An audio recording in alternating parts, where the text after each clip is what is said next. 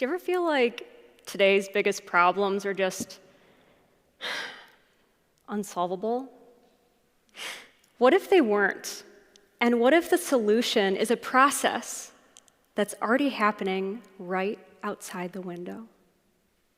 I got really lucky at 27 when I got a job that would change the way I thought about process. It's the kind of job that sounds fancy, but really it's running the department in the back by the drainage ditch. I was the new lab director at an agricultural company, and that may sound weird, but do you know how a piece of a plant can grow into a whole plant? Our department did basically that, but in ultra clean conditions for 1 million plants a year.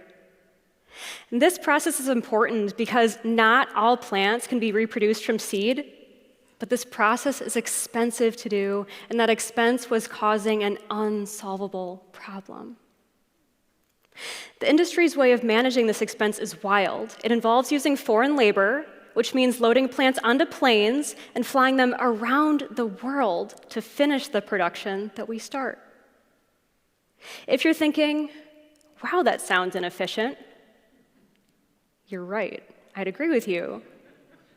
But it's the industry's standard process today. Why are we talking about process today?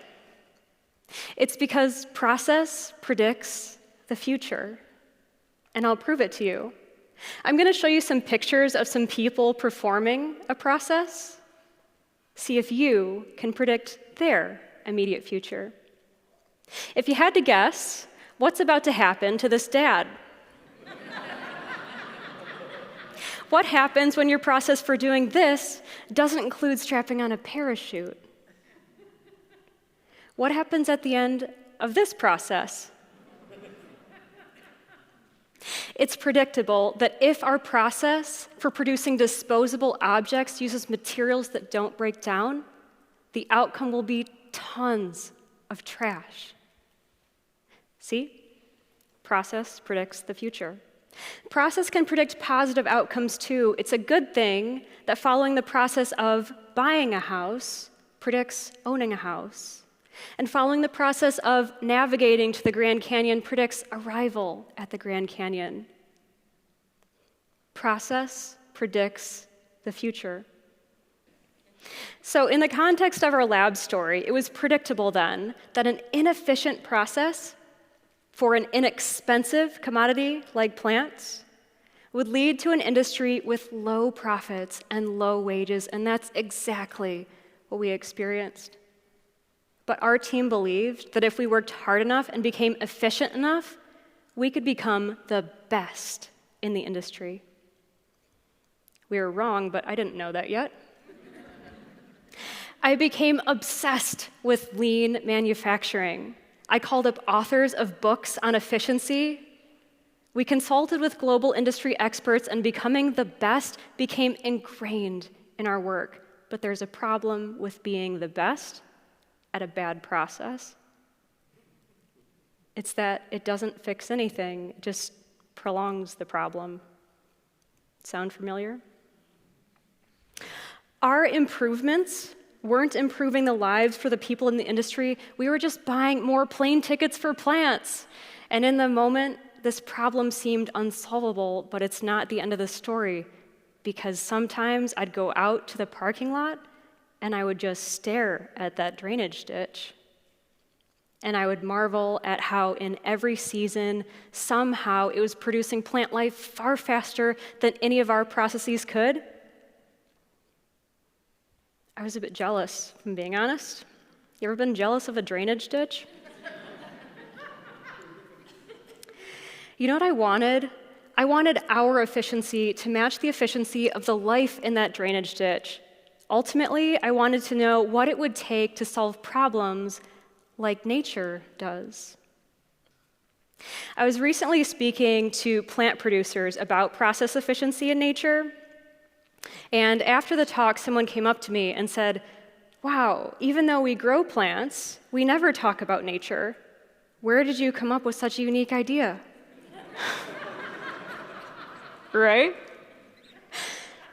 We're not the only species to design process. In fact, scientists predict that there are over 1 trillion other species alive with us on Earth today, and every single one requires process to continue existing. Contemplate that for a minute. There are over 1 trillion non-human ways to solve problems and to survive on Earth. Many species are more experienced than humans. How much more? Consider this grasshopper. Grasshoppers have been alive, designing process on Earth for 250 million years. By comparison, modern humans have been around 1/1000th of that time. Now, these are huge numbers, so let's equate them to workplace seniority at a fictional company we'll call Process Design Co. If grasshoppers have worked a long 30-year career here, humans started 11 days ago. Our 11 days of experience, I don't think we would argue, would make us experts. It makes us more like interns. And like interns, we're imaginative and willing to try just about anything. But also like interns, the processes we design are often sloppy and short-sighted simply because we lack experience. Interns are great because they're creative, but they don't usually know the difference between a good idea and a bad one, so they need help and guidance from the experts. Let's say that all trillion-plus species alive on Earth today work at Process Design Co. If we were to examine the full portfolio of all processes designed here, how might those designed by experts differ from those designed by interns? For a process like communication within a network, an expert like a morel mushroom might design a process where miles of underground filaments transport not only communication signals, but goods and services between all individuals, customers, and suppliers, all without sending any spam. These are called mycorrhizal networks. Another expert like the bee may design a process where only a precise physical gesture is required to signal 12,000 coworkers to all leave the hive, tightly cluster up in an exact spot hundreds of feet away, and to find a new home, all without a single planning meeting.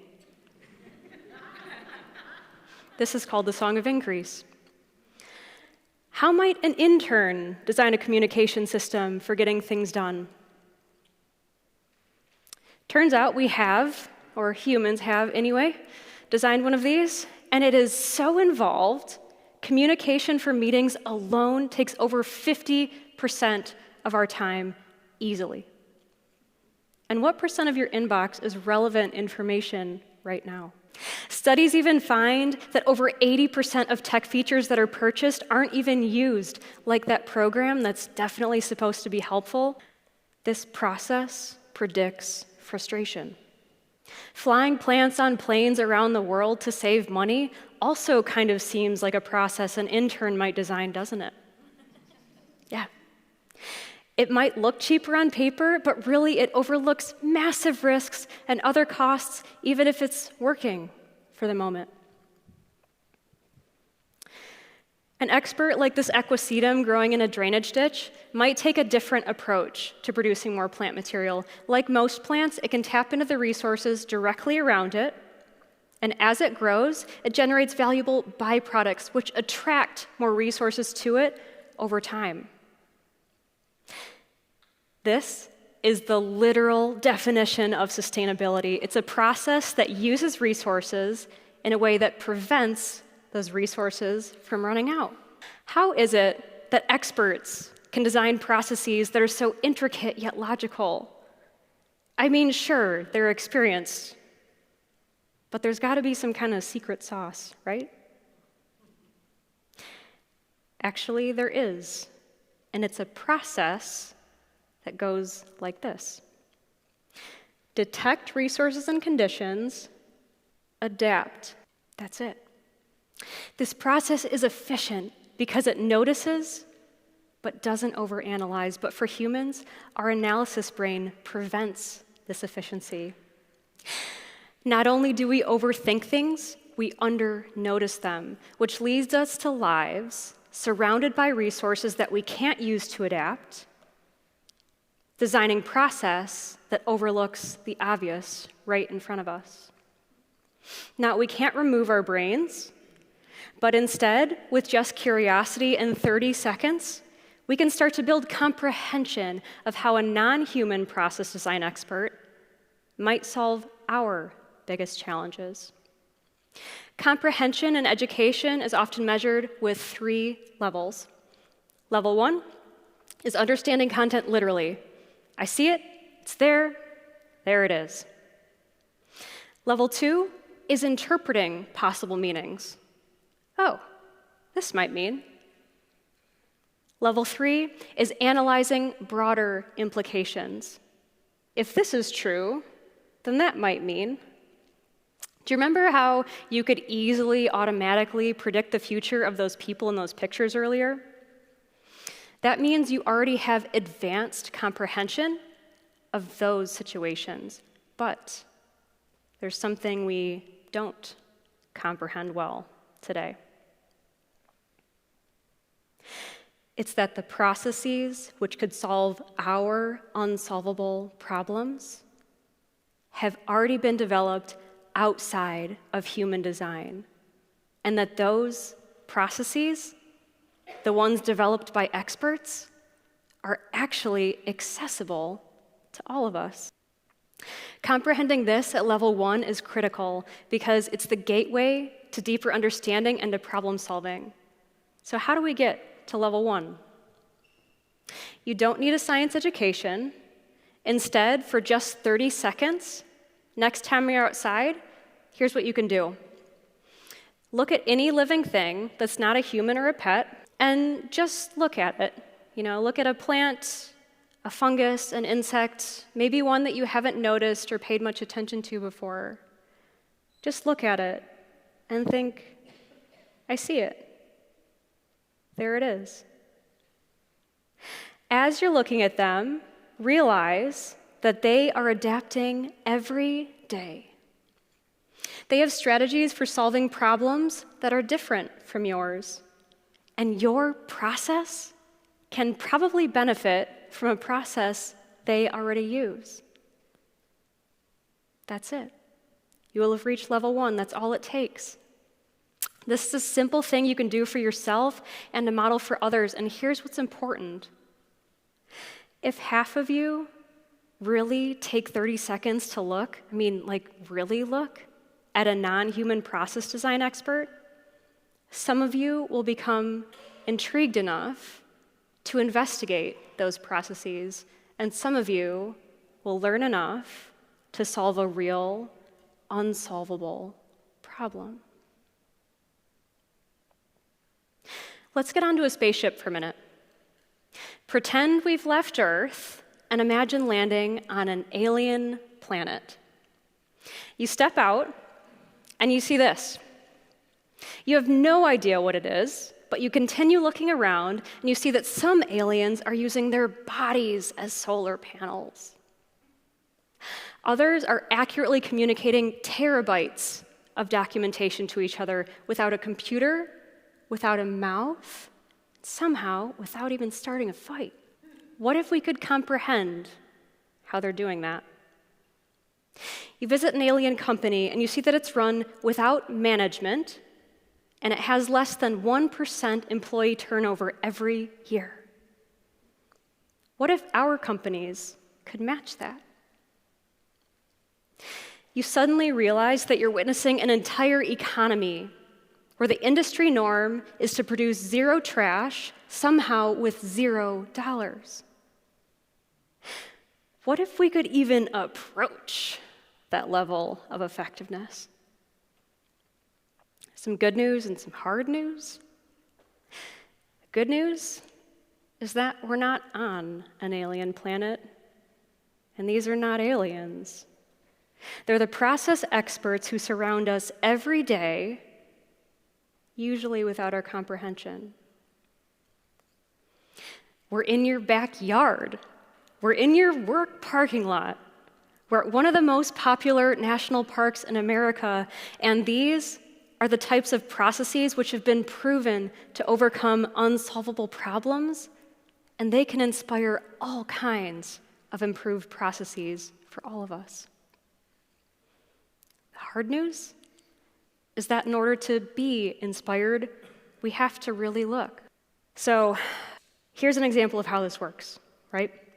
My unsolvable problem was that the efficiency of an entire industry was too low to pay the people I cared about for their good work. I looked at the lab's costs and saw that 80% was dedicated to maintaining that ultra-clean environment. But nature doesn't bother with ultra-clean because ultra-clean is not sustainable. Instead, nature favors a symbiotic environment, just like the one I'd stare at by the parking lot. Simply by asking, how would a more experienced organism solve this? My team and I were aiming to help the industry solve an unsolvable problem, which means better global availability of food, trees, and native plants for all of us. One of the projects we get to work on is for old-growth sequoia trees. We went to go visit those 2,000 to 3,000-year-old giants in their natural habitat, because once you get to there it is, good questions can become questions that change everything. So what's your unsolvable problem? We have access to both human knowledge and over 1 trillion other ways to live. Why not design our process using the best of both? And next time you're up against a seemingly unsolvable problem, instead of getting all of your advice from other interns, at least consider asking an expert, maybe even one in a drainage ditch, how they might design the process which inevitably predicts your future. There it is. Thank you.